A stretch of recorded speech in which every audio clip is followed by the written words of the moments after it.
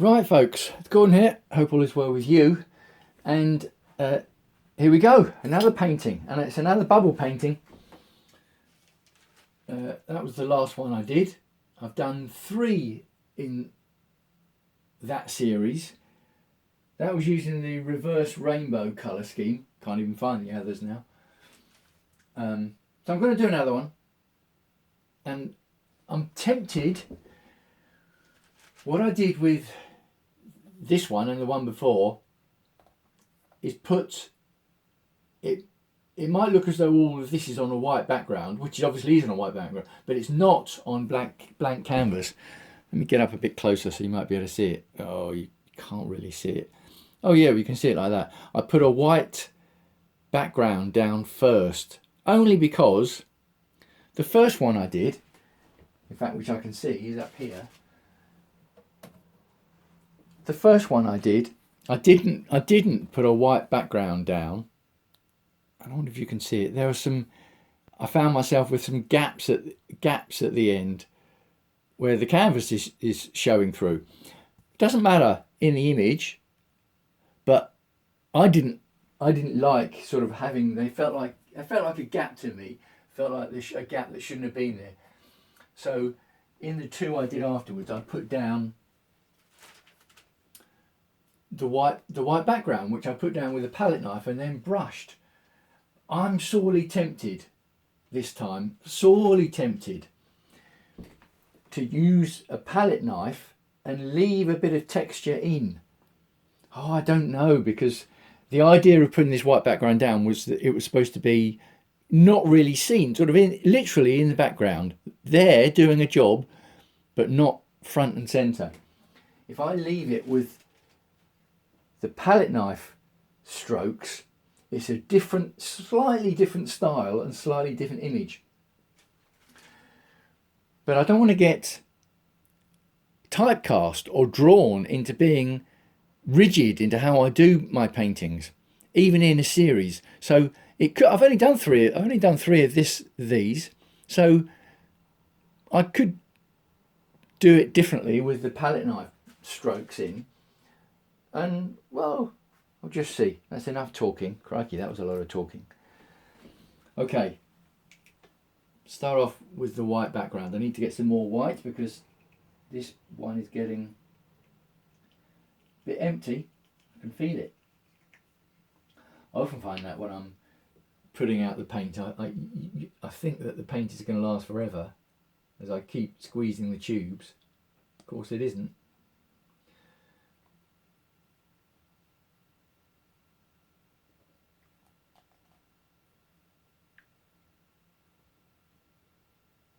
Might be enough.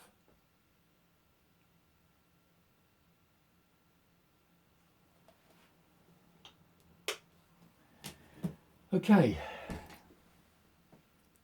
big palette knife for this one. Oh, I do like the buttery nature of this paint that I use from Arteza. You'll see me do this before, going over the edges first, so that I know that the edges, the masking tape is covered to get that clean edge.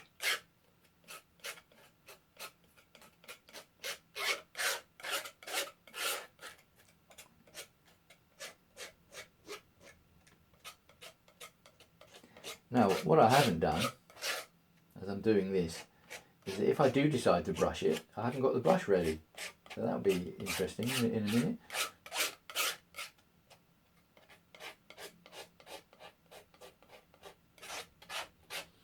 I'm just going over the edges first, and then I'll worry about what the rest of it looks like. Okay.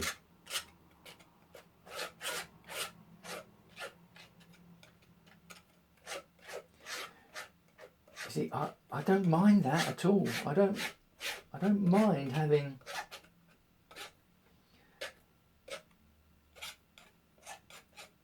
these palette strokes would be in the finished painting, and I don't mind that, but is it just distracting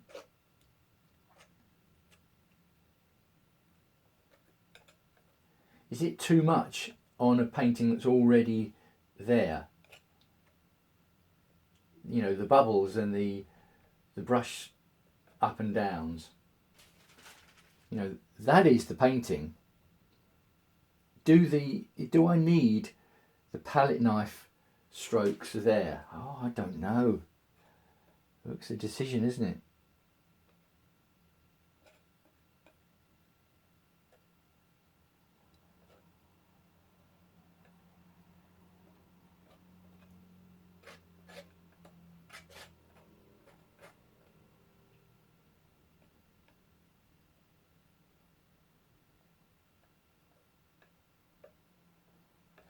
What do you reckon?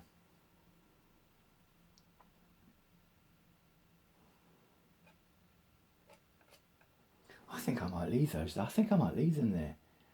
It's all part of the fun of experimenting. Because I've got the idea in my head, if I don't do it this time, when am I going to do it? If it doesn't work, it doesn't work. Yeah, that's what I'm gonna do. Right, so I'm gonna wipe off the palette knife.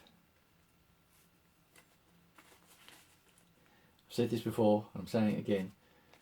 It's one of the reasons I like using a palette knife and acrylics, is that you can just wipe it off with a bit of kitchen towel and it's ready to go again. There's no, you don't have to worry about water for the brush or white spirit for oils and all that kind of stuff. Okay, taking off the masking tape next.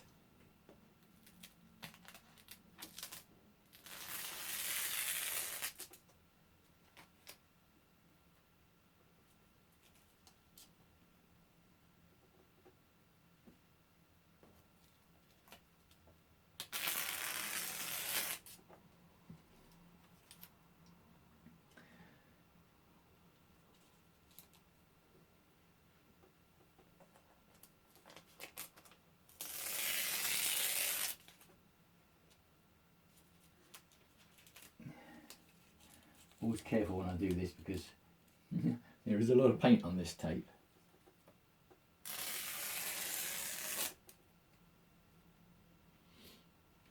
Okay, now you might be thinking, yeah, hang on, whoa, hang on, Gordon, hold on there.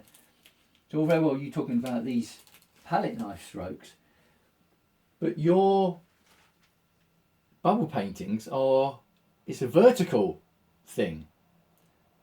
So you don't want the palette knife strokes to the side. Well, in a previous video you might have seen me, well, in fact I definitely did it in that video. When I'm covering the surface up and down, I actually prefer to go side to side. So I simply turn the canvas. Right. Now it's funny enough, even like that, oh, I don't know if you probably can't see that. It looks a bit gappy. There are bits that don't quite look. I think that's because I took so long doing it. Yeah, I don't know now.